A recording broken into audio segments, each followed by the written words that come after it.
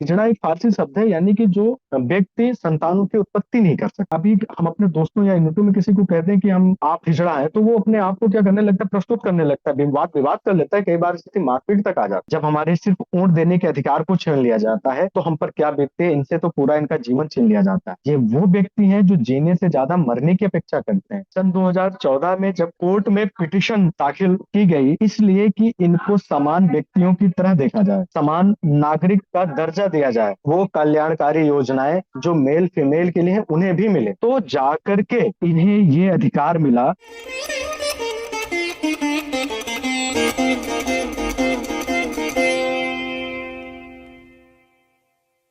नमस्ते। संगम टॉक्स की तरफ से मैं रुचि श्रीमाली आप सभी का आज की वार्ता में स्वागत करती हूं। और आज के हमारे वक्ता हैं हितेश कुमार मिश्रा जी। आप साहित्यकार हैं एवं इलाहाबाद हाई कोर्ट में अधिवक्ता हैं। विडंबना आपका एक प्रकाशित उपन्यास है एवं आपका आगामी उपन्यास है कराह किन्नर की। ये उपन्यास किन्नरों के जीवन पर आधारित है। इसके अतिरिक्त आपकी कई रचनाएं, कविताएं विभिन्न पत्र पत्रिकाओं में प्रकाशित हो चुकी हैं। आज का हमारी जो वार्ता है उसका विषय है समाज में किन्नरों की स्थिति। किन्नरों की वर्तमान समाज में क्या परिस्थितियां हैं, वे किन चुनौतियों का सामना कर रहे हैं, साथ ही वर्तमान में उनकी कानूनी परिस्थितियां क्या हैं। हमारी इसी बात को समझने के लिए मैं अब आमंत्रित करती हूँ हितेश जी को कि वे अपना व्याख्यान प्रारंभ करें। हितेश जी। सभी को मेरा नमस्कार। आज का जो टॉपिक है वैसे तो अछूता रहा है समाज से अभी तक, और कहीं ना कहीं हम लोगों से भी अछूता ही रहा, और संगम टॉप की तरफ से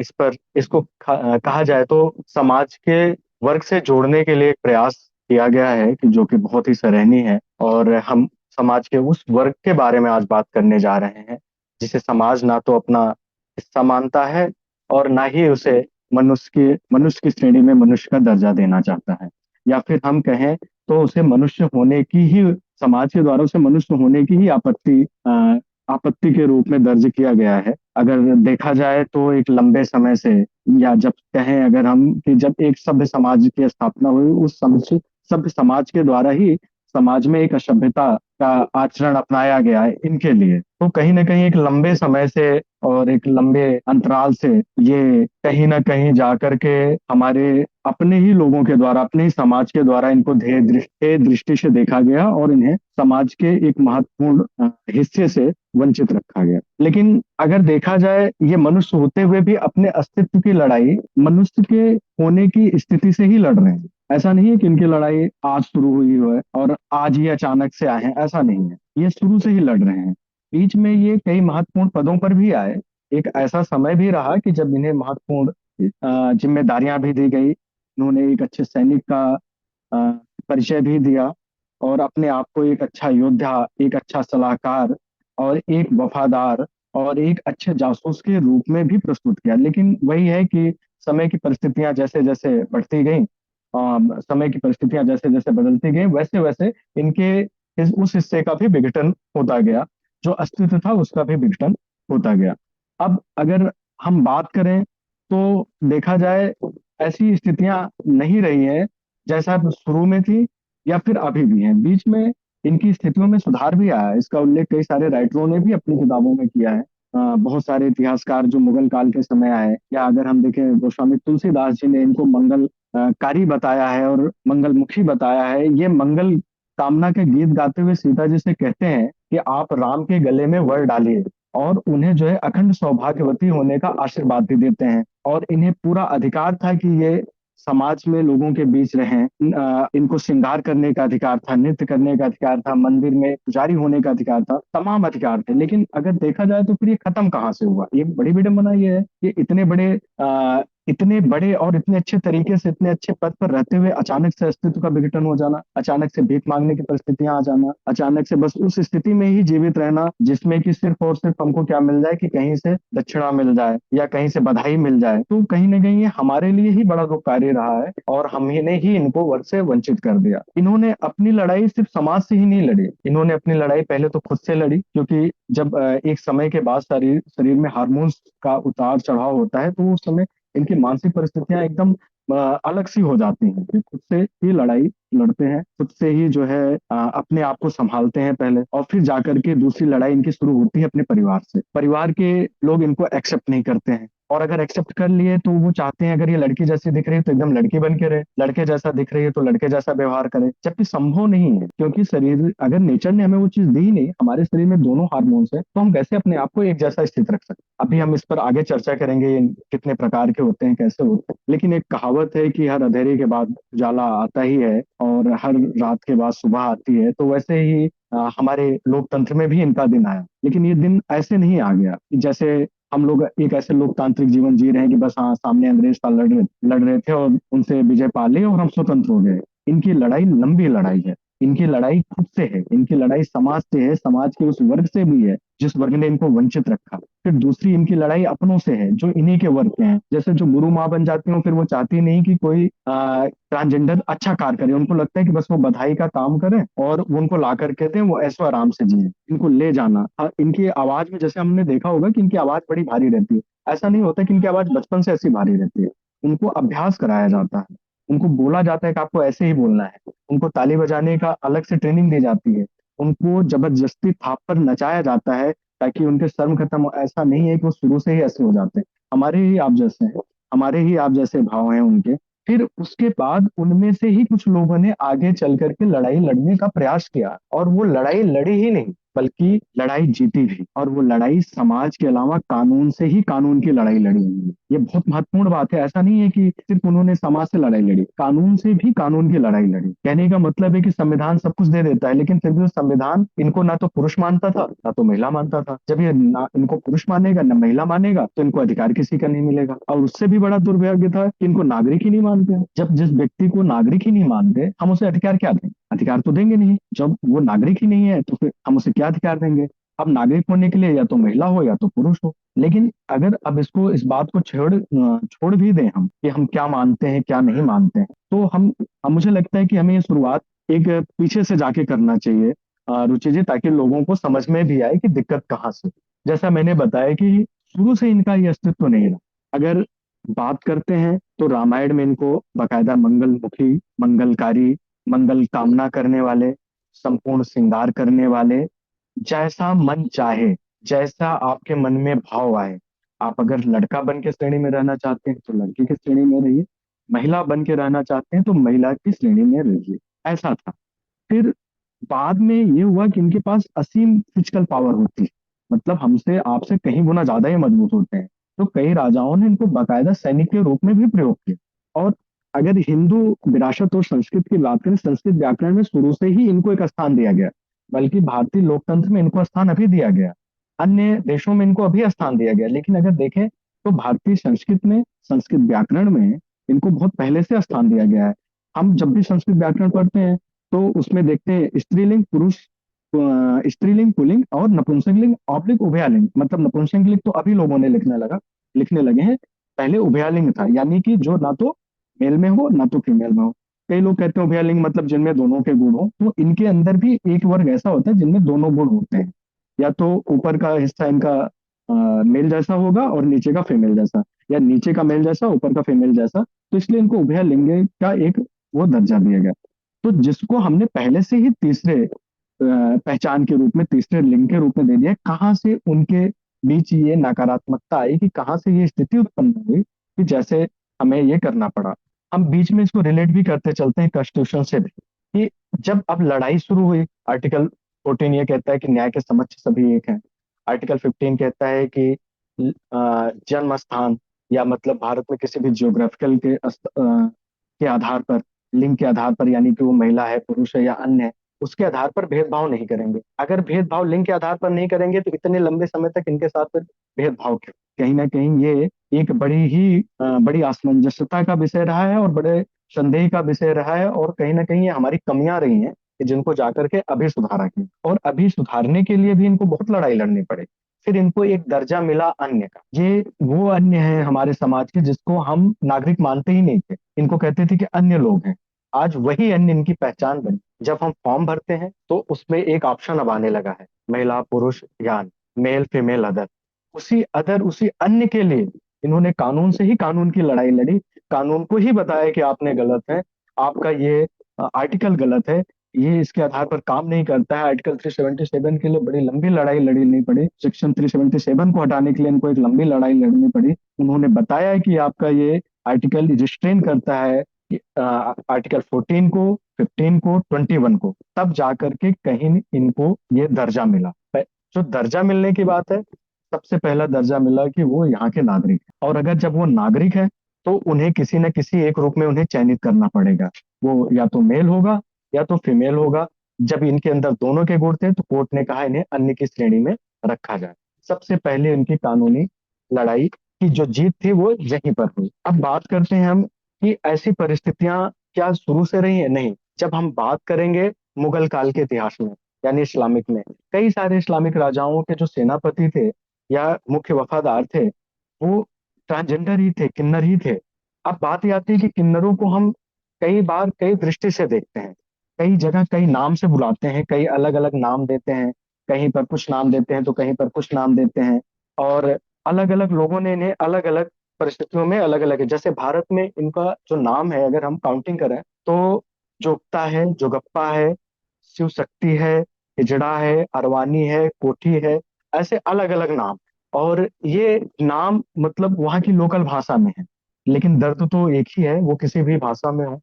समाज के उस वर्ग से वंचित है तो मतलब एक ही है। और वो जो लड़ाई लड़ी गई, आप ऐसे देखिए कि आज के जमाने में हम किसी को जातिगत रूप से नहीं कह सकते हैं। जातिगत रूप से जैसे अगर हमने किसी को पंडित है ये पंडितवा कह दिया, धोबी है धोबी को धोबी कह दिया, हरिजन को चमार कह दिया, या इस तरीके से जातिगत रूप में गाली देते हैं देखते हैं, तो उस समय सोचिए अगर उनको हम हिजड़ा कहते हैं, ट्रांसजेंडर कहते हैं, तो उनको कितना दर्द होता होगा। जबकि हिजड़ा एक फारसी शब्द है, यानी कि जो व्यक्ति संतानों की उत्पत्ति नहीं कर सकता, और उसको डायरेक्टली कहें। अभी हम अपने दोस्तों या यूनिटों में किसी को कहते हैं कि हम अब आप हिजड़ा है, तो वो अपने आप को क्या करने लगता है, प्रस्तुत करने लगता है, विवाद विवाद कर लेता है, कई बार स्थिति मारपीट तक आ जाती है। और उससे हट करके हम इनके प्रति जो भाव रखते हैं वो लाना ही पड़ेगा, इन्हें समाज का एक हिस्सा मानना ही पड़ेगा।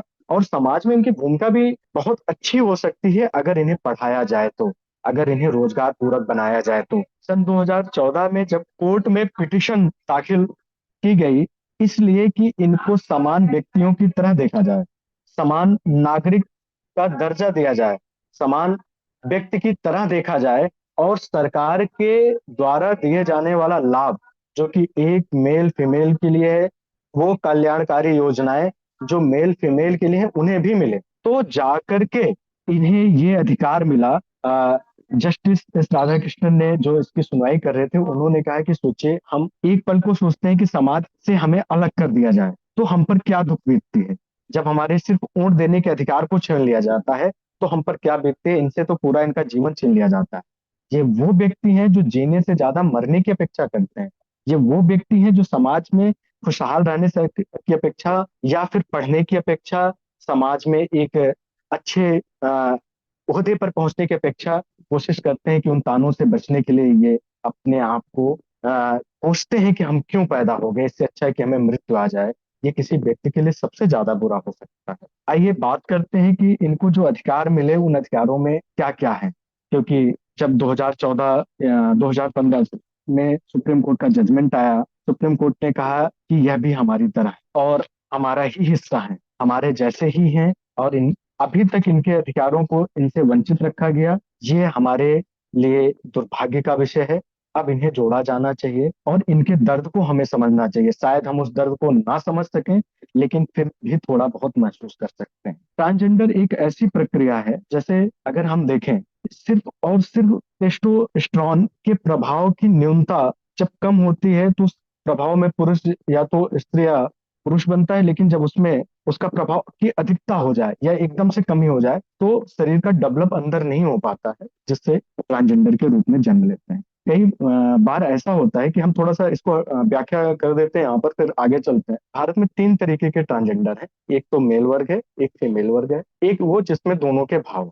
अब बात ये आती है कि क्या इनको सामान्य जीवन जीने का मतलब इससे है? बिल्कुल है। भारत में जो फीमेल है उसमें से 70 ट्रांसजेंडर जो है उसमें से 70% फीमेल ट्रांसजेंडर, यानी कि वो सिर्फ संतान उत्पत्ति नहीं कर सकते हैं, लेकिन एक छोटे से ऑपरेशन के बाद सही होकर के पूरी एक अच्छी तरीके से एक फीमेल लाइफ जी सकते हैं। बाकायदा वो फिजिकल रिलेशन भी बना सकते हैं, उनके अंदर एक ममत्व का भाव भी होता है और एक वो माँ जैसे ही होते हैं, तो बिल्कुल एक सामान्य सी स्थिति हो सकती है। अब जो पुरुष होते हैं, पुरुषों में क्या होता है कि सारा शरीर डेवलप होता है, बस जननांग ना डेवलप होने की वजह से, और वो संतान उत्पत्ति के लिए सही स्थान उनको ना मिल पाने की वजह से वो भी ट्रांसजेंडर की स्थिति में आ जाते हैं। कई बार क्या होता है कि लोग इच्छा से इस पद्धति को अपनाते हैं, वो भी ट्रांसजेंडर की स्थिति में आ जाते हैं। जैसे मुगल काल में होता था कि हरम की सुरक्षा के लिए रखा जाता था, उससे राजाओं को कोई डर नहीं रहता था। दूसरा, जब मुगल काल दूसरे देश के सैनिकों को जीतते थे तो उनको जबरदस्ती, उनको लगता था कि इनको मारने से अच्छा इनको अगर ट्रांसजेंडर बना दिया जाए, इनके जननांग को काट दिया जाए, तो ना तो इनके घर वाले एक्सेप्ट करेंगे और ना इनके अंदर भागने की इच्छा रह जाएगी, और इनको हम अपने यहाँ आराम से एक गुलाम के रूप में रख सकते हैं। ये बहुत ज्यादा हुआ मगध काल, ये बहुत घृणित रहा। हालांकि कई राजाओं ने इनको बहुत अच्छे पद पर रखा, जैसे अकबर ने सलाहकार भी रखा, मुख्य खजांची भी बनाया, जासूस के रूप में भी काम किया। जो फीमेल ट्रांसजेंडर बहुत सुंदर होती थी उनको विषकन्या के रूप में भी प्रयोग किया गया, ऐसे बहुत सारे वर्णन मिलते हैं। बहुत सारे मुस्लिम शासकों ने इनको बाकायदा सेनापति के रूप में भी प्रयोग किया। लेकिन जो सबसे ज्यादा दुर्भाग्य रहा, जो घृणा की भावना आई, जो मांगने की भावना आई, वो रहा कि जबरदस्ती बनाए जाने वाली। आज भी इनकी जनसंख्या बहुत कम है, ये सही से पूछा जाए तो गर्भावस्था में अनडेवलप होने की वजह से हो जाता है। तो उस स्थिति की वो स्थितियां बहुत कम है, लेकिन इनको बनाए जाने वाली स्थितियां बहुत ज्यादा है। जैसे भारत में ही बात करें तो ट्रैफिक सिग्नल पर हम देखते हैं कि मोस्ट प्रोबेबिलिटी लोग मांगते रहते हैं। उस ट्रैफिक सिग्नल पर मांगने वाले 90% ट्रांसजेंडर है ही नहीं, वो मेल है। उन्होंने बस ट्रांसजेंडर का स्वरूप अपना रखा है और वो भीख मांगते हैं। पकड़े जाने पर वो भागने की कोशिश करते हैं, आपसे मारपीट करते हैं। इनकी जो मूल स्थिति है वो मारपीट नहीं करती, मारपीट करने के लिए इनको जबरदस्ती बनाया जाता है। जैसे ये मेरी किताब है गराह, इसमें मैंने जितनी स्टोरी लिखी वो सभी ट्रूथ है। मैं मिला इनसे तो उन्होंने बताया कि हम मजबूरन वैश्यावृत्ति की उसमें आते हैं, हमें कोई काम नहीं देता। इसमें एक कहानी है लक्ष्मी की, जो चाय बनाना चाहती, चाय बेचना चाहती है, वो अपने पारंपरिक व्यवसाय से यानी कि बधाई से, भीख मांगने से हटके काम करना चाहती। तो उसके जो गुरु माँ है, यानी इनमें एक गुरु माँ होते हैं, यानी कि उस एरिया की या जहाँ रहते हैं उनके अंडर में कई ट्रांसजेंडर होते हैं, मुखिया होते हैं, उनके संरक्षण में रहते हैं। उसने इनके साथ बहुत बुरा किया, जबरदस्ती रेप करवाया। अब आप सोचिए कि भारत में 377 बंद है ना, सेक्स बैन है, अप्रकृत है, इनके साथ अगर करता होगा तो इन पर क्या गुजरती होगी।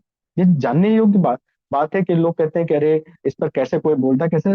आप ये सोचिए कि हम लोग लिखते हैं, जो साहित्यकार हैं, जो इनके लिए लड़ाइयां लड़ते हैं, जो रिसर्च करते हैं, उनको भी कई बार बहुत सारी चीजों का सामना करना पड़ता है। लोग अनावश्यक ब्लेम करते हैं, अनावश्यक चीजें करते हैं, अनावश्यक बातें उनके लिए भी करते हैं। हम लोग को इतना बुरा लगता है जब हम लोग लिख रहे हैं, जो वास्तव में ये है उनको कितना बुरा लगता है। ये एक लंबा विषय है, क्योंकि ये एक सेशन का भी विषय नहीं है। अब सीधा सीधा हम चले आते हैं कि हमें कानून से क्या मिला। अगर बात करें कानून से क्या मिला, तो कानून से, तो कानून हमें तो पहले तो नागरिक मानने से इनकार करती है। हमें इनकार कर दिया उन्होंने, हमें मेल फीमेल दोनों के वर्ग से अलग कर दिया, तो हमारी पहचान भी खत्म हो गई। हमें, हमारे अंदर ममत्व का भाव है, अगर सिर्फ एक छोटे से ऑपरेशन के बाद वो पूर्ण रूप से स्त्री बन सकते हैं, तो उनके अंदर यानी ममत्व का भाव है, माता का भाव है, मातृत्व भाव है। क्या वो बच्चे को गोद नहीं ले सकते, वो पाल पोस नहीं सकते, वो उन्हें पढ़ा लिखा करके बड़ा नहीं कर सकते। मैं आपको बताने के लिए एक मेरा सोच जनरल में आर्टिकल छपा था, उसका एक लेके आया हूँ। उसमें एक बहुत अच्छी लाइन लिखी है, मनोबी बंदोपाध्याय, ये उनकी किताब का है। और जो इस समय प्रिंसिपल हैं, बंगाली हैं, उन्होंने न जाने कितने दुख सहे। जिस स्कूल में पढ़ती थी लोग उनको छेड़ते रहते थे, यहाँ तक कि टीचर छेड़ते थे। बड़ी मुश्किल से उन्होंने पढ़ाई डेवलप की, जब प्रिंसिपल बने तो वहाँ के स्कूल के टीचर उनके प्रिंसिपल बनने पर भी विरोध किए। उन्होंने पढ़ाई नहीं छोड़ी अपनी, लड़ी लड़ाई, पढ़ाई की। प्रिंसिपल बनी तो उनके टीचर जो उन्हें पढ़ाते थे उसी स्कूल में जब वो प्रिंसिपल बन के गई तो उनका इतना विरोध हुआ, इतना ज्यादा विरोध हुआ कि कई बार उन्होंने, वो सोचती थी कि मैं सुसाइड कर लूं, मैं ये चीजें कर लूं, लेकिन नहीं, वो लड़ी। ऐसे बहुत सारे लोगों की कहानियां हैं जो आगे आए। अब जब हमें पहचान मिली, पहचान तो हमें कानूनी रूप से मिल गई, लेकिन पहचान अभी हमें सामाजिक मिलना है। परिवर्तन की पहली किरण हमें दिखाई दी, किसके द्वारा? सुप्रीम कोर्ट के जजमेंट के द्वारा 2015 में।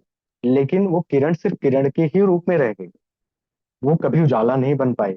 ना तो वो चिंगारी जो क्रांति की वहां से उठी, ना तो वो आग का रूप ले पाई, वो वैसे ही दबी रही। कैसे?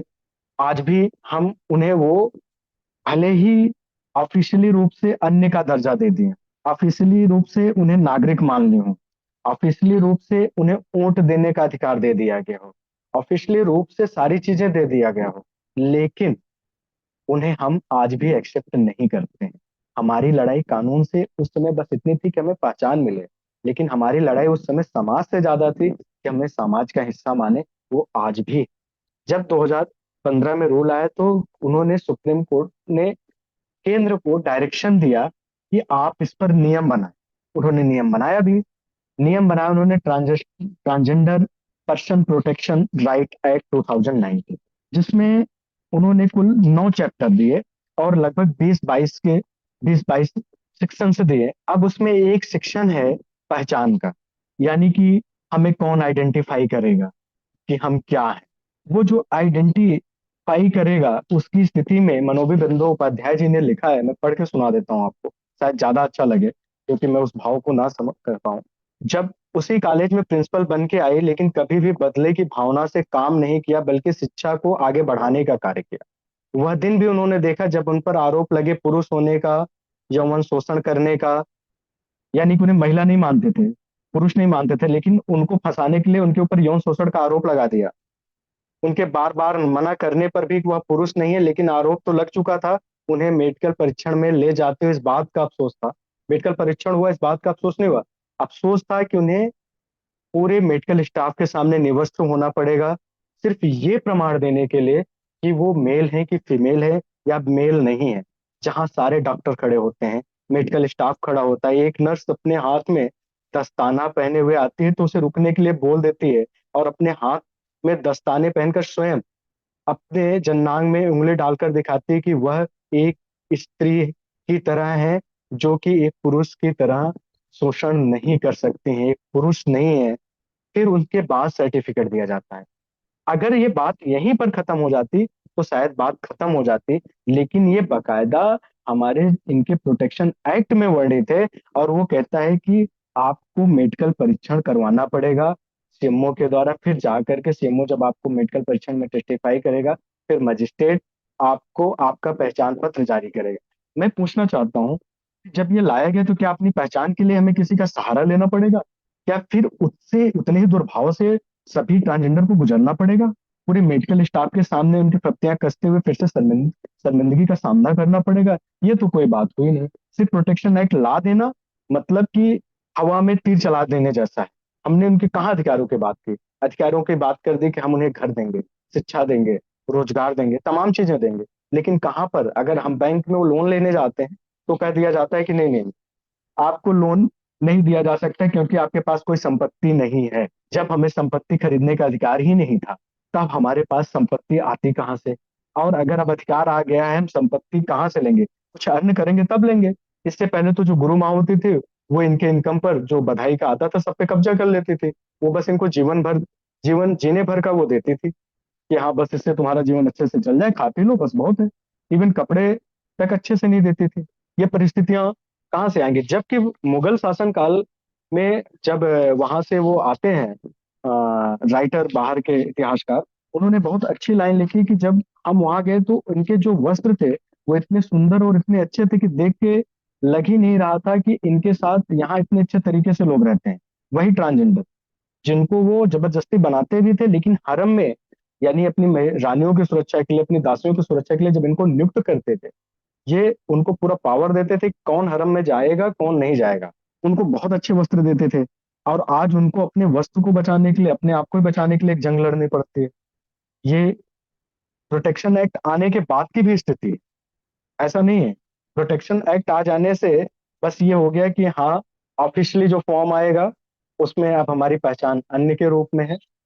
उस अन्य में भी जो बाद में अपने आप को, जैसे बाइसेक्सुअल या लेस्बियन या गे, वो उस श्रेणी में आना चाहते हैं, वो भी जबरदस्ती लाना चाहते हैं, वो गलत है। उनको इससे अलग करना पड़ेगा।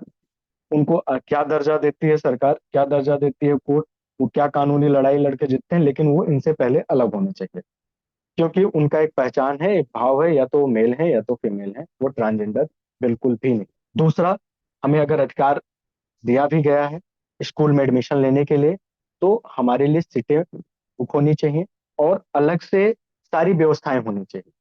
जैसे मेल फीमेल के लिए टॉयलेट रूम अलग है, वैसे ट्रांसजेंडर के लिए होना चाहिए। इसी में एक कहानी है मेरी इस कहानी संग्रह की करा में, कि जब वो स्कूल में जाते थे, स्कूल में जाने पर बच्चे देखना चाहते थे कि उनके जन्मनाम कैसे, उनको बहुत परेशानी का सामना करना पड़ता था और उन्हें स्कूल छोड़ने पर मजबूर कर दिया गया और उन्होंने अपना स्कूल छोड़ा, उनकी पढ़ाई रुकी। ऐसी स्थिति ना हो, इसके लिए बकायदा उनको सिलेबस में लाना पड़ेगा, उनके प्रति संवेदना जगानी पड़ेगी और उनके लिए स्कूलों में व्यवस्था करनी पड़ेगी। मैं बार बार स्कूल पे इसलिए जोर दे रहा हूँ, किसी भी समाज को अगर सुधारना है या किसी के प्रति संवेदना लाना है तो सबसे पहले उसे शिक्षा एवं शिक्षा पद्धति में जोड़ना पड़ेगा। ये एक पहला विषय है। दूसरा, उन्हें घर खरीदने का अधिकार दिया तो गया, लेकिन घर खरीदने के लिए जब वो बैंक से संपर्क करते हैं तो बैंक उन्हें डिनाई कर देती है। यानी कि इनके लिए लिबरल रूल बनाने पड़ेंगे बैंकों से लोन लेने के लिए। अब बात आती है, अभी इन दिनों वेब सीरीज एक बहुत प्रचलित है ताली, जिसमें अ, उन्होंने क्या किया कि बच्चों को, गौरी सावंत ने बच्चों को गोद लिया, उनके अंदर ममत्व का भाव था, ममता का भाव था, और उन्होंने बोला कि हम जो बच्चे अनाथ हैं उनको लेकर के पालेंगे। वो स्थितियां उत्पन्न हो गई और उन्होंने लड़ाई लड़ी और बाकायदा इसके लिए ट्रस्ट भी बनाया और कानूनी रूप से ये अधिकार भी दिलाया कि आप अपने वंश को बढ़ाने के लिए बच्चों को गोद ले सकते हैं, आपके लिए भी वही सामान्य नियम होगा जो अन्य के लिए। आज भी ये स्थिति है कि जितने ट्रस्ट बने हैं बच्चों को गोद लेने के लिए बाई ट्रांसजेंडर, आप विश्वास नहीं करेंगी कि प्रोस्टिट्यूट में संलिप्त फीमेल के जो बच्चे हैं जिनको कोई नहीं पूछता, अगर वो लड़का है तो आगे चल के ब्रोकर बन जाता है और अगर लड़की है तो वो जाकर के नेक्स्ट प्रोस्टिट्यूट के रूप में तैयार हो, उनको इन्होंने निकाला।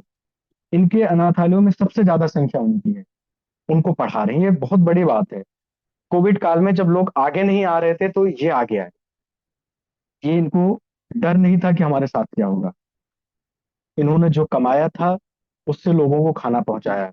यानी कि जो वर्ग इन पे पत्तियां कसता था वो इंतजार करता था कई मोहल्लों में कि वो आएंगे तो हमें खाना मिल जाएगा, वो आएंगे तो हमारे लिए राशन लेके आएंगे। सारे वोट देने के अधिकार में इनके अधिकार को भी सम्मिलित किया गया। सारे अधिकार धीरे धीरे करके इनको दिया गया। लेकिन अब जो अधिकार दे भी दिए तो उस अधिकार में इनको कितना फायदा हुआ ये हमें देखने को मिला नहीं। सिर्फ ऑफिशियली है, पेज पर है। जैसे इनको तीसरे लिंग के रूप में माना जाएगा, जैसा मैंने आपको बताया भी, अन्य के रूप में ये स्वयं को घोषित कर सकते हैं कि ये मेल में है कि फीमेल में है कि थर्ड जेंडर में है। लेकिन उसके लिए इन्होंने बाकायदा प्रोटेक्शन एक्ट में एक पैरा बना दिया जिसमें कहा गया कि आपकी जांच कौन करेगा, एक उस जिले का मुख्य चिकित्सा अधिकारी यानी सीएमओ, उनका पूरा स्टाफ। और जैसा मैंने बताया भी, मनोज बंदोपाध्याय को जिस चीज से सामना करना पड़ा वैसे हर ट्रांसजेंडर को करना पड़ेगा। वो अपने आप में ही बड़ा दुखद है और मृत्यु के समान है, इतना ज्यादा वो है। तीसरा, प्रोस्टिट्यूट से इन्हें हटाना पड़ेगा और उसके लिए समाज के हर वर्ग को आना पड़ेगा। कोर्ट ने कहा कि इन्हें ओबीसी ओबीसी के कोटे में रखा जाए, यानी कि इनके इनके समुदाय को ओबीसी माना जाए, पिछड़े वर्ग के रूप में रखा जाए। मैं इससे सहमत नहीं हूँ। पिछड़ा वर्ग इनसे बहुत ज्यादा आगे, एससी एसटी भी इनसे आगे है। इनके लिए एक अन्य वर्ग बनाया जाना चाहिए। इनकी संख्या बहुत कम है लेकिन उस संख्या के हिसाब से इनके लिए आरक्षण भी निर्धारित किया जाना चाहिए। चाहे वो एजुकेशन सिस्टम हो, चाहे वो नौकरी हो, चाहे वो प्राइवेट सेक्टर हो, और चाहे वो कोई भी ऑर्गेनाइजेशन जो कि रोजगार का स्रोत हो सकता है, सोर्स हो सकता है, चाहे वो गवर्नमेंट संस्थान हो या प्राइवेट संस्थान हो, सब में रोल बनाने चाहिए। इतने परसेंट कोटा इनका होना चाहिए। इनके आइडेंटिफिकेशन 2000 जनगणना कहती है कि इनकी संख्या लगभग 5 लाख के आसपास भारत में है। पर कई संस्थाएं कहती हैं इनकी संख्या 19 लाख के आसपास है, कोई कहती है 30 लाख है, कोई कहती है 10 लाख है। मैं एक औसतन मान लेता हूँ कि इनकी संख्या तकरीबन भारत में 20 लाख के आसपास है। एक बड़ी संख्या है, कम नहीं है। अगर जिनकी संख्या हजारों में है, हम उनको अल्पसंख्यक का दर्जा दे सकते हैं, किसी समुदाय को, किसी आदिवासी समुदाय को विशेष समुदाय का दर्जा दे सकते हैं, किसी विशेष धर्म को मानने वाले को अल्पसंख्यक समुदाय का हिस्सा मान सकते हैं, तो इनके लिए अल्पसंख्यक समुदाय जैसे शब्द का प्रयोग क्यों ना किया जाए। ये कोर्ट को समझना पड़ेगा और इनको भी अस्पतालों में वही डॉक्टर, वही सुविधा, वही सारी चीजें उपलब्ध करवाई जानी चाहिए कोर्ट के आदेश के अनुसार, जो एक सामान्य व्यक्ति को। लेकिन जैसे ही ये पहुंचते हैं, मैं अपनी आंखों देखा बात बता रहा हूँ, सबसे पहले वो डॉक्टर, जिसको हम लोग कहते हैं कि भगवान है, इनको, इनके लिए सब बराबर हैं इस धरा पर, चाहे वो पक्ष हो, विपक्ष हो, शत्रु हो, मित्र हो, या कोई भी हो, वो सबको एक्सेप्ट कर लेंगे। अफजल गुरु जैसे व्यक्तियों को मरहम पट्टी कर देंगे, कशाप जैसे लोगों को घाव पे मरहम लगा देंगे, पट्टी बांध देंगे, लेकिन जैसे ही जाते हैं सबसे पहले उनको टोन कसते हैं। उससे भी हटना पड़ेगा, डॉक्टरों को भी समझना पड़ेगा कि ये हमारे ही है, हिस्सा है। वो मेडिकल पढ़ाई करके वो आते हैं तो उनको पता होता है कि कमी कहाँ पे है। उनसे, उनको तो सबसे पहले शुरुआत करनी चाहिए। ये तो एक केवल जो है मेडिकल डिसऑर्डर है, लेकिन वही सबसे पहले ताना करते हैं और इलाज करने में भी कई बार बहुत देरी कर देते हैं, जिससे कई बार इन्हें मृत्यु तक का भी सामना करना पड़ता है और कई लोगों की मृत्यु भी हो जाती है।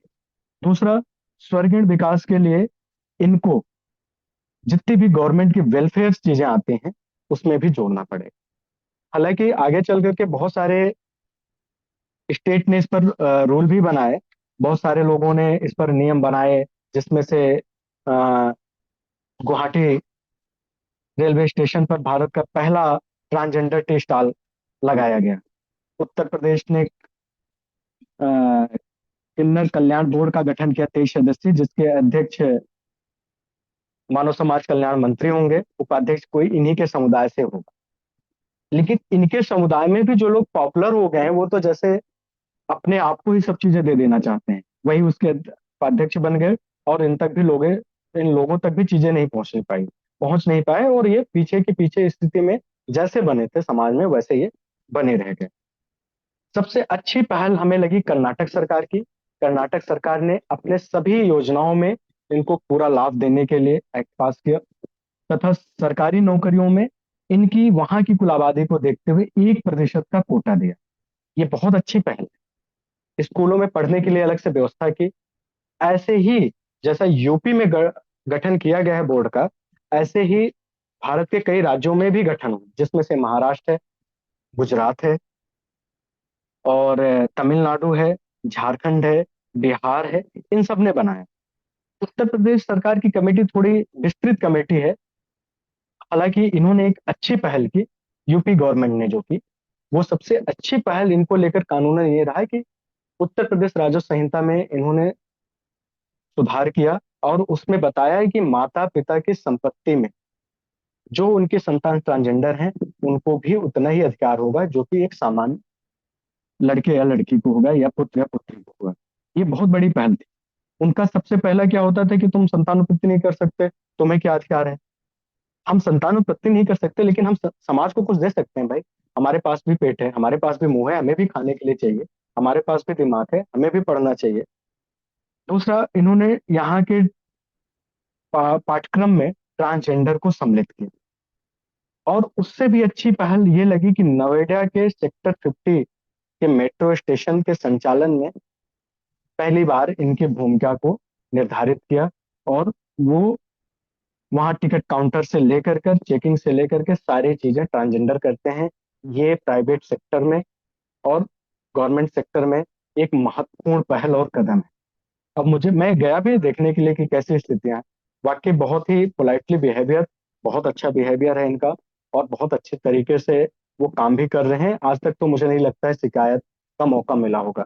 लोगों की द्वारा बार बार ये कहा गया है कि ये लड़ते हैं, झगड़ते हैं और अनावश्यक गाली गलौज करते हैं। ऐसे ही कोई बात रही नहीं है कभी कि ये लड़ते हों, झगड़ते हों। आप, हम इन्हें मजबूर करते हैं लड़ने झगड़ने, पत्तियां कसते हैं, जहां मन चाहते हैं इनके कपड़े उठाने की कोशिश करते हैं। ये, जब आदमी इरिटेट होगा तो आपसे लड़ेगा ही लड़ेगा। समाज, वो आपसे अपेक्षा करते हैं आप उनसे रिस्पेक्ट से बात करेंगे, वो बिल्कुल करेंगे। ऐसा मैं नहीं कहता हूँ कि नहीं लड़ते, 1% होते हैं वो हमसे लड़ने के लिए भी तैयार हो जाते हैं। लेकिन उस 1% में भी मोस्ट प्रोबेबिलिटी वो लोग हैं जो मेल हैं, और अपने जीवनोपार्जन के लिए जबरन दिल्ली के ट्रैफिक सिग्नल पर या फिर किसी बड़े शहर के ट्रैफिक सिग्नल पर ट्रांसजेंडर का स्वांग रच करके भीख मांगते हैं। वो लड़ने पे उतारू हो जाते हैं। अगर कभी पूछ लीजिए आपकी गुरु माँ कौन है, बताते बताते, अच्छा आप ये बताइए आपकी पत्नी क्या नाम है, मुंह से निकल आता है।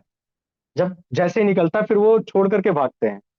तो मैंने एक बार पूछा, आप लग तो नहीं रहो ट्रेन की में बैठा हुआ था मैं, तो वो पैसा जैसे मांगने मुझे साफ स्पष्ट लग रहा था कि ये मेल है, ट्रांसजेंडर नहीं है। तो मैंने उनसे कहा, आप ट्रांसजेंडर है तो किस घराने से हैं, ये बता दें, आपकी गुरु माँ का क्या नाम है।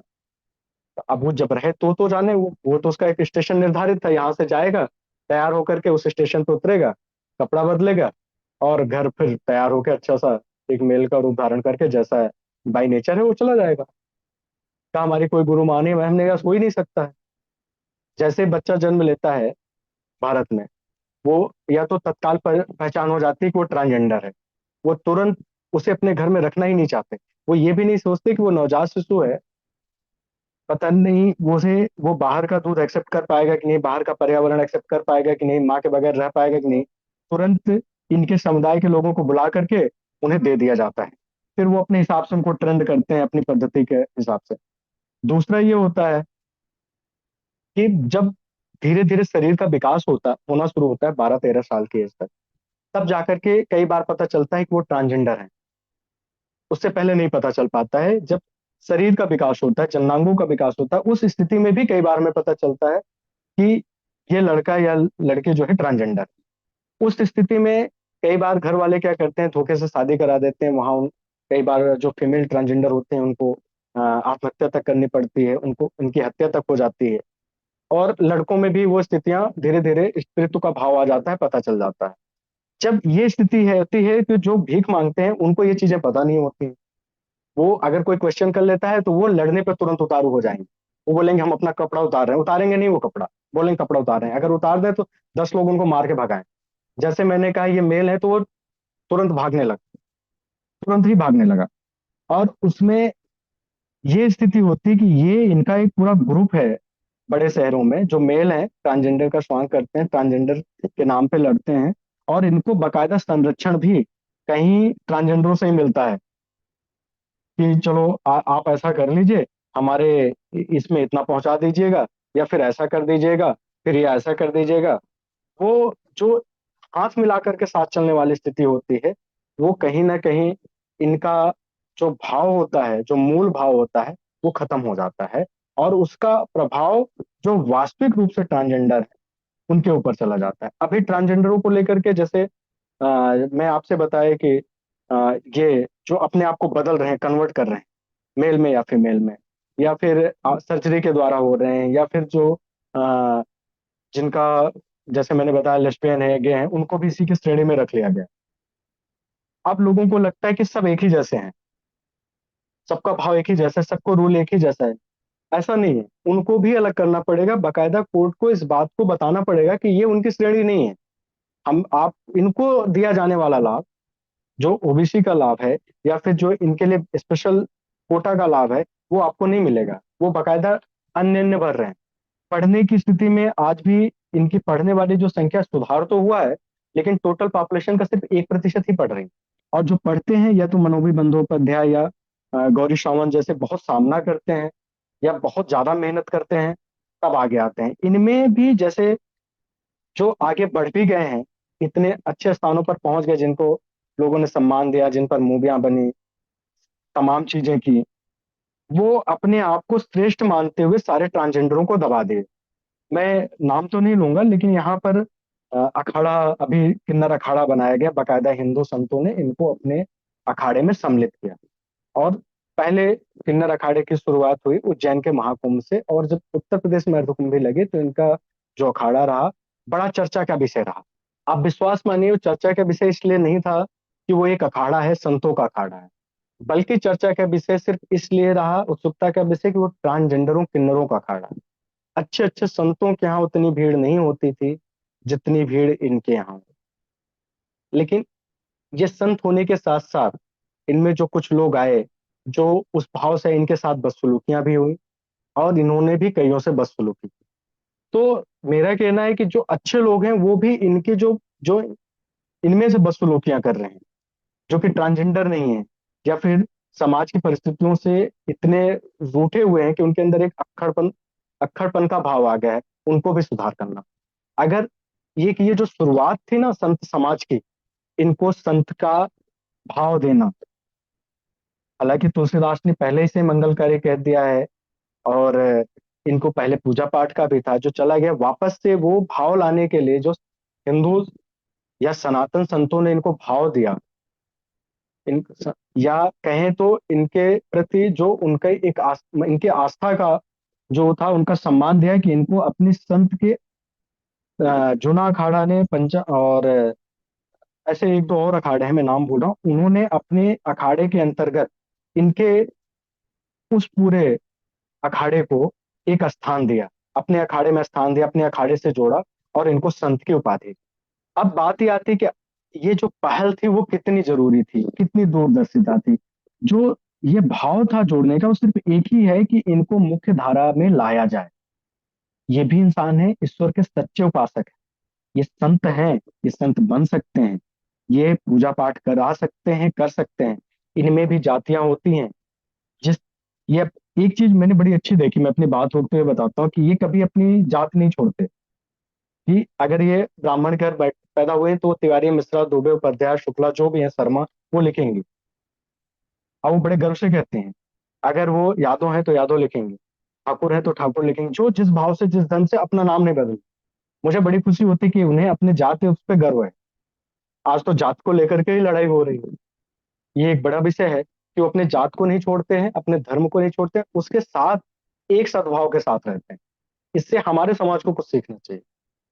हम तो सीखते ही नहीं, बस हम उनमें देखते हैं कि ये ऐसी स्थितियां हैं, अलग हो गई। दूसरा, सिर्फ दिखावे के लिए नियम नहीं बनना चाहिए। इनको बहुत सारी कानूनी मान्यताएं दी गई, उसमें से सिर्फ एक मान्यता हमें दिखी कि हाँ, इनको एक नागरिकता की पहचान मिली। उसके अलावा जो नियम बने इनको स्वास्थ्य को लेकर के, कि इनको स्वास्थ्य का अधिकार होगा, घर खरीदने का अधिकार होगा, बच्चे गोद लेने का अधिकार होगा। आगे बच्चे गोद लेने का अधिकार इस पहल पे दिया गया कि ताकि इनका कुल आगे बढ़ सके, इनका आ, आगे भी इनके अखाड़े या इनके घर का नाम रह सके। दूसरा, व्यवसाय करने का अधिकार, वोट देने का अधिकार। इन सब में से सिर्फ एक तो इनको पहचान मिली, दूसरा वोट देने का अधिकार। पहचान तो ये वोट से ले आई, इसलिए मिल गया। वोट देने का अधिकार इसलिए बहुत महत्वपूर्ण रहा है इन सबके बीच, कि ये अपना नेता चुन सकते हैं, और नेता इनके पास जाते भी तभी हैं जब चुनाव आता है वोट लेने के लिए। आप विश्वास मानिए, कोई पहल सबसे पहले नहीं हुई जितनी पहल इनका नाम वोटर लिस्ट में जोड़ने के लिए हुई। क्यों? क्योंकि उनको ये उसी भीड़ का हिस्सा नजर आ गए जो वोट देते थे। इसके अलावा स्वास्थ्य को लेकर आज भी इनके प्रति वही रवैया है, घर खरीदने को लेकर वही रवैया रहा है, इनके व्यवसाय को करने को वही रवैया रहा है, एजुकेशन में पढ़ एजुकेशन इंस्टीट्यूट में एजुकेशन लेने का रवैया इनके प्रति वही रहा है। किसी में कोई सुधार नहीं। नियम हर राज्यों ने बनाए, सुप्रीम कोर्ट के आदेश के बाद सभी राज्यों ने लगभग बोर्ड का गठन भी कर लिया है। सभी राज्यों ने एक बोर्ड भी बनाया, इसमें से इनके व्यक्तियों को भी जोड़ा, जो सिर्फ और सिर्फ एक करप्शन का कारण बन रहा है, इन तक कुछ भी नहीं हो। हाँ, लेकिन ये एक पहल है। 1857 की क्रांति में जब सैनिक विद्रोह हुआ, तो आगे चल करके देश आजाद हुआ। हो सकता हो इस क्रांति से आगे चल करके ये एक सम्मानजनक स्थिति में आ सके। कई सारे देशों में बहुत सम्मानजनक स्थिति जी रहे हैं, लेकिन भारत में जो हम बताना चाहते हैं कि सोचो, संस्कृत के व्याकरण में, यानी हमारी संस्कृत में इनको पहले से एक स्थान दिया गया था, वो स्थान हट गया। वो स्थान इनको कोर्ट से लड़के लेना पड़ा, और अन्य के रूप में लेना पड़ा। ये बड़ा दुख का विषय है, जबकि इनके लिए निर्धारित था कि भैया, जिसमें जो भाव, स्त्रीत्व का भाव है तो स्त्रीत्व अपना सकते हैं, पुरुष का भाव पुरुषत्व अपना सकते हैं, या जिसमें हो। अच्छा, हम इंसान, हम सभ्य समाज इनका सिर्फ फायदा उठाते हैं।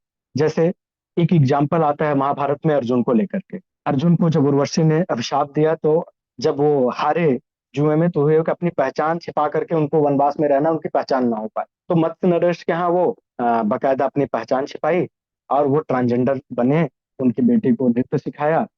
ये उनके स्वरूप का फायदा उठा। दूसरा, जब भीष्म पितामह की भीष्म पितामह का वध करना था, तो शिखंडी को आगे ले आए। शिखंडी ना ट्रांसजेंडर थी, तो उस पर हथियार नहीं उठा सकते थे। ऐसे ही मुगल शासकों में लगा कि हमारी स्त्रियां सुरक्षित रहेंगी इनके हाथों, और इनको जो है कोई, उनको कोई खतरा नहीं था कि हाँ, इनकी स्त्रियां इनके साथ विलासिता कर सकती हैं, या बाहर जा सकती हैं, या भाग सकती हैं किसी अन्य कारण, तो उनको हरम का प्रमुख बना दिया गया, इनको जासूस बनाया गया। और जबरन भी ट्रांसजेंडर बनाया गया। यानी कि हमारा समाज इनके प्रति वही रवैया रखता है, जहां हमें लगता है कि इनके प्रति लाभ होगा उनके प्रति अच्छा रवैया रहेगा, जहां लगता है लाभ नहीं है तो ये हमारे लिए एक हे की दृष्टि से ज्यादा कुछ भी नहीं है। जरूरत है तो सबसे पहले हमें अपने आप को बदलने की जरूरत है, तो उन्हें एक सभ्य समाज में जोड़ने की जरूरत है।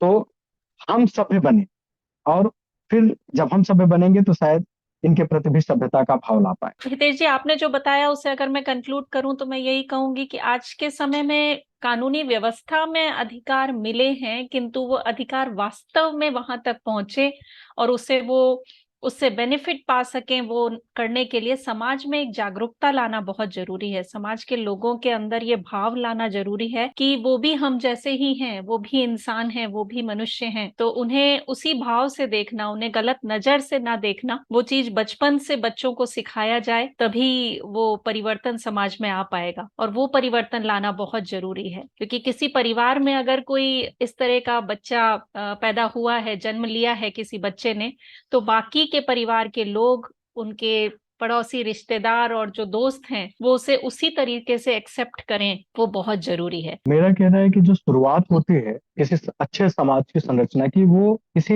व्यक्ति के बच्चे के संस्कार से ही शुरू होती है। अगर उन्हें बताया जाए कि ये हमारे जैसे हैं और इन्हें अपने घर से अलग ना किया जाए, सामान्य सदस्यों की तरह रखा जाए। आज भी ऐसा नहीं है कि बहुत सारे लोग हैं भारत में जिन्होंने शादियां नहीं की। पहले ऐसे होता था, खानदान में कोई न कोई व्यक्ति शादी नहीं करता था, पूरा जीवन रहता था। तो हम मानते हैं कि अगर वो संतान उत्पत्ति नहीं कर सकते, वो हमारे कुल को आगे नहीं बढ़ा सकते, लेकिन वो समाज को बहुत कुछ दे सकते हैं। वो एक अच्छे विचारक बन सकते हैं, अच्छे सलाहकार बन सकते हैं, एक अच्छे शिक्षक बन सकते हैं, एक अच्छे योद्धा बन सकते हैं, एक अच्छे राजनेता बन सकते हैं। अभी बहुत सारी जगहों पर मेयर का चुनाव लड़े हैं और उन्होंने चुनाव को जीता है और बहुत अच्छे से सकुशल काम किया।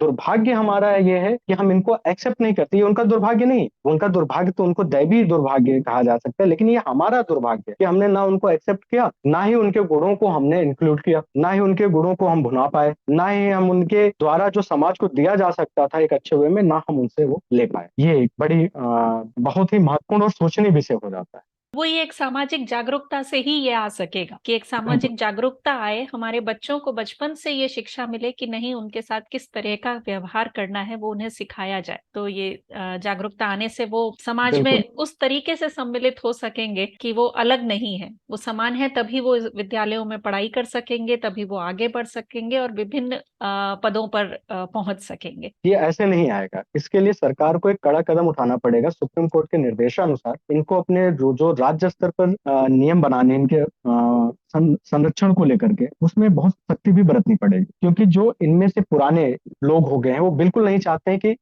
इनसे जुड़ने वाले लोग पढ़ें। सबसे पहले ये जो बधाई का सिस्टम है, दक्षिणा का सिस्टम है, इसको स्ट्रिक्टली मना करना पड़ेगा, स्ट्रिक्टली, और इनके जोड़ना पड़ेगा। और ये कहा जाना चाहिए कि अगर कोई भी इस तरीके का बच्चा समाज में पैदा होता है, अगर आप उसे उन्हें देने जाते तो सरकार आपके विरुद्ध कार्यवाही करे। ये रूल जोड़ना पड़ेगा, तब जाके कहीं शुरुआत हो पाएगी। दूसरा क्या होगा कि उनको स्कूल में लाना पड़ेगा, उनके यहाँ जाकर के। इनकी संख्या बहुत ज्यादा नहीं है।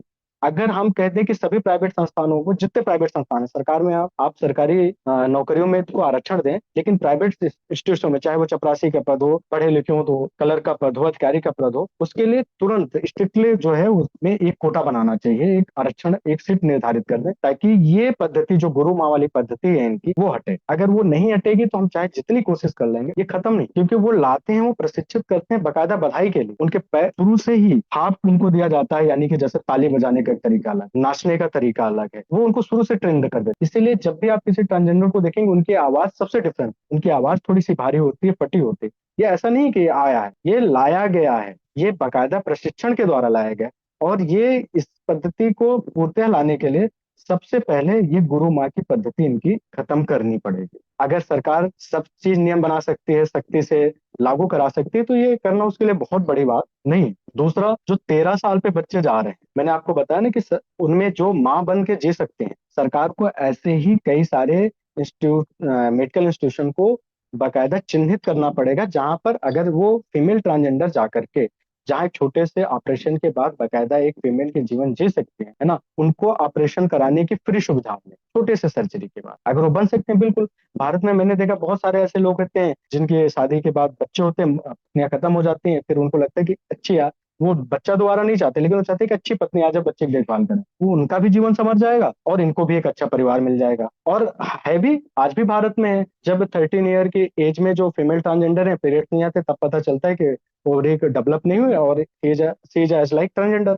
उस स्थिति में हम छिपा के उनकी शादी कर देते हैं ना, और जीवन भर वो उस तथ्य को छिपाए रह जाते हैं। अगर उस तथ्य को छिपा सकते हैं तो इस छोटे से सर्जरी के बाद उन्हें हम क्यों नहीं सम्मिलित कर सकते? ये एक बहुत महत्वपूर्ण विषय है। जैसे मेल वर्ग में क्या है कि अगर सिर्फ मेल पुरुष होना यही है कि संतान उत्पत्ति और कुल को आगे बढ़ाना, तो भी गलत है। हम इन्हें सेना में जोड़ सकते हैं ना, हम डॉक्टर बना सकते हैं, हम इंजीनियर बना सकते हैं, हम सीए बना सकते हैं, किसी भी प्रोफेशन में ला सकते हैं। और ये तो बहुत अच्छी बात है कि वो अगर आर्थिक रूप से भी आप मजबूत होंगे, कोई एक ऐसा व्यक्ति होगा जिसका कोई खर्चे नहीं होगा, आपके परिवार का खर्चा उठा रहा है। अगर आदमी लालची प्रवृत्ति में भी देखे तो भी अच्छा कर सकता है, लेकिन नहीं, उसको समाज की उन बुराइयों को ढोना है जिससे वो ढोना चाहता है, अपेक्षाकृत कि वो एक अच्छा जीवन जिए। ये जो मेरी किताब है करा, इसमें ऐसे ही सारी रियल कहानियां हैं, और ये उन लोगों की कहानियां जो समाज से लड़के आगे आए, समाज से बढ़े। इसमें एक कहानी ऐसी भी है जिन्होंने ट्रांसजेंडर से शादी की, उनकी सर्जरी करवाई, उसको प्रोफेसर बनाया, वो आज रह रहे हैं।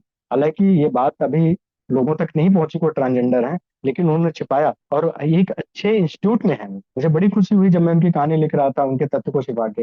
हमने कहा ऐसे लोग हैं कि उन्होंने उनसे शादी की और उनको आगे बढ़ा। हम कर सकते हैं, बिल्कुल कर सकते हैं, लेकिन पहल की बात। अब डर यहाँ से होता है रुचि जी, कि जैसे मैं लिख रहा हूँ तो सोचे मुझे कई सारे लोगों ने, हमारे दोस्तों में या टीचर्स ने, साथ के लोगों ने कमेंट कर, तो वो जो होते होंगे उनके लिए क्या, इस भाव से हटना पड़ेगा। जैसे आपने इस पर चर्चा करवाई, ये समझिए आपके अंदर एक अच्छा भाव रहा होगा उनके प्रति, यही भाव ला। जो गुरु माँ है ये दिन भर जितना कमाते हैं, मैं आपको बताना चाहता हूँ। मैं लखनऊ में गया था और जब मैंने बोला कि मैं किताब ये पब्लिश करना चाहता हूँ, उन्होंने कहा हम पैसे देंगे, आप हमारे लिए सरकार से कहिए। बकायदा मैंने पत्र लिखा मुख्यमंत्री को भी और सारे उनको, और एक इस पर बहुत अच्छा काम कर रहे हैं हाई कोर्ट के में रजिस्ट्रार हैं लखनऊ में, महन सर में, उन लोगों ने बहुत काम किया। तो उन्होंने बताया कि हम जितना दिन भर कमाते हैं गुरु माँ को देते, उसको लेके रख नहीं सकते हो। उनके प्रति उनका भाव सुनिए। उन्होंने कहा हम चाय बनाए आप पियेंगे? हमने कहा बिल्कुल पियेंगे। नहीं, हमें लगा कि हम पूछ लें क्योंकि हमारा छुआ कोई खाता नहीं। हमने क्यों, आपको कोई अछूत बीमारी है? कहीं नहीं। तो हमने कहा तो फिर दीजिए। और फिर उसी अछूत से लोगों ने कोविड में जब उन्होंने राशन जो मांग के इकट्ठा किया था, लोगों ने खाया। तो वो जो गुरु माँ की परंपरा है ना, वो मजबूर करती है। जैसे आप जो व्यक्ति हटना चाहते हैं ना उनसे, वो अगर हटते हैं तो वो लोग मिलकर मार डालते हैं या तो उसको अपंग बना देते हैं। ये वो लोगों की कहानियां जिन्होंने लड़ी, वो वहां से हटे, तो वो मरने का डर, अपंग होने का डर उनको उस पद्धति से हटने नहीं देता। कौन नहीं चाहता कि वो स्वाभिमान का जीवन जिए, एक स्वाभिमानी जीवन या नहीं, सम्मान वही का मैं कह जीवन। रही हूँ कि ये जो गुरु माँ है, ये इनका बिजनेस है, बाकी सब तो वो यूज कर रही हैं, उन्हें बेगिंग का हाँ, बिजनेस चलता है, तो वो लोग वहां से छूट नहीं पाते हैं। तो वो बिल्कुल। छूटेंगे तभी जब समाज उन्हें एक्सेप्ट करेगा। भारतीय समाज इतना बुरा है कि वो सिर्फ आर्थिक समाज देखता है। जैसे एक एग्जांपल देखिए, गांव में जो पहले शादी कर लेते थे दूसरी जात में, उनके यहाँ लोग पानी पीना बंद कर देते थे, और गलती से वो आईएएस बन गया अपने भाग्य से, इनकी गलती से, फिर उसी के यहाँ सब बैठ जाएंगे खाना पीने, वो एक्सेप्ट कर लेंगे। हमारा समाज आर्थिक समाज है, वो ये सब परंपराएं नहीं देखते, पुरानी बातें हो गई। वो जब जिस दिन पढ़ने लगेंगे, जिस दिन ये पद्धति खत्म होकर के अर्न करने लगेंगे, अपने आप एक्सेप्ट कर लिए जाएंगे। आप विश्वास मानिए, आप अपने आसपास भी ये एग्जाम्पल देखती होंगी कि लोग पहले उनके यहाँ नहीं जाते थे, उनके यहाँ आज भी पंचायतों में हुक्का पानी जिसको कहते हैं बंद कर देते हैं। जैसे किसी अच्छे ओहदे पर पहुंच गए, अच्छे पद पर पहुंच गए, अच्छे राजनीतिक स्थिति में पहुंच गए, सब जाते हैं। मेरा क्वेश्चन था कि देखिए यूएसए में ये जो ग्रुप है, ये जो सोसाइटी है, इनको इंक्लूसिव करने के लिए तो बहुत सारे स्टेप लिए गए हैं और वो अच्छा भी बिल्कुल। है। लेकिन हाँ। अभी लेफ्टिस्ट ग्रुप इन लोगों को इंक्लूसिव करने के लिए बहुत सारे ऐसे स्टेप ले रहे हैं कि वो अनएथिकल हो गया। अभी देखिए ड्रैग क्वीन कल्चर जो यूएसए में चल रहा है, वहां पे छोटे छोटे बच्चे को भी मतलब लेके जा रहे हैं पेरेंट्स, लेकिन वहां बिल्कुल। पे तो बहुत ही मतलब सेक्सुअली होते हैं कुछ कुछ बातें जो मतलब बच्चे को नहीं लेने जाना चाहिए। तो इस बारे में आपका हाँ, क्या सोचना? ये मैंने आपसे क्या कहा है कि हमारा जो समाज है वो बहुत लालची समाज है, वो स्वभाव से ही लालची है। वो इनका प्रयोग वहीं पर करता है जहां से उसको लाभ की स्थिति दिखाई देती है। ये कानूनी लड़ाई भी जब लड़े ये लोग ना, उसमें ये उन्होंने लगा कि उनको नाम मिलेगा, फेम मिलेगा, तब लोग, कुछ लोग आगे आए, इनके समर्थन में आए। यूएसए में ही नहीं, बल्कि यूके के भी कई देशों में इनको सुधारने के लिए बहुत सारे चीजें लाई गई, बहुत सारी क्रियाएं की गई, बहुत सारे नियम बनाए गए, लेकिन वो सार्थक नहीं रहे। आज भी यूएसए में और यूके में, यानी यूरोपीय देशों में और यूएस में, और खास करके अफ्रीकी देशों में, इनका प्रयोग केवल प्रोस्टिट्यूट के रूप में ज्यादा हुआ, या तो फिर ड्रग पेडलर के रूप में। सुधार की स्थिति वही है जो भारत में है। बस ये बात है कि उनके यहाँ नियम पहले ला दिए गए, आज तक वो उसी स्थिति में बने हैं। और हमारे यहाँ नियम अभी लाए गए। हमारे यहाँ ड्रग कल्चर नहीं रहा तो ये बचे रहे। हमारे यहाँ उनके यहाँ वाली जो स्थिति थी लेस्बियन और गे वाली, वो नहीं रही। हालांकि एक भाव रहा है, अभी वो उभर करके आने लगा, वो नहीं रहा। तो यहाँ पर वो उससे बचे। लेकिन ऐसा नहीं था कि इनका यौन शोषण नहीं हुआ, इनको परेशानियां नहीं हुई। आप देखिएगा कि जो भारत की स्थितियां हैं नियम बनाने को लेकर के, यही सर्वश्रेष्ठ नियम साबित होंगे तब, जब हम और आप इसे सर्वश्रेष्ठ साबित होने देंगे। आपने जो कहा कि यूएसए का एक रूल आया था बहुत पहले कि इनको सिर्फ पहले तो वोट देने का अधिकार नहीं था, इनके यहाँ भी नागरिकता की समस्या थी। यूएसए और यूके में तो पहला फीमेल को भी वोट देने का अधिकार नहीं था। After the second world war उनके यहाँ स्थिति ये बनी कि मेल वोट देने की स्थिति में नहीं थे, बहुत कम था तो आया। हमारे यहाँ तो कम, देश की आजादी के समय था, उससे पहले भी रहा। तो ये लात उनको एक स्थान देते हैं। स्थान देने के बाद क्या हुआ कि जैसे वो आते हैं, इनको सभी श्रेणी पद, जैसे हमारे यहाँ ऑफिसर्स के पद हैं, कलर के पद हैं, टीचर्स के पद हैं, सर्वेंट के पद हैं, बाकायदा स्थान रिजर्व किए गए। लेकिन वो आज तक उन स्थानों पे 0.001% ही है। वहां पर भी कोई सुधार नहीं। इनकी स्थिति वही है जो भारत में है। खास करके मुस्लिम देशों में तो इनकी स्थितियां और भी ज्यादा बदतर है।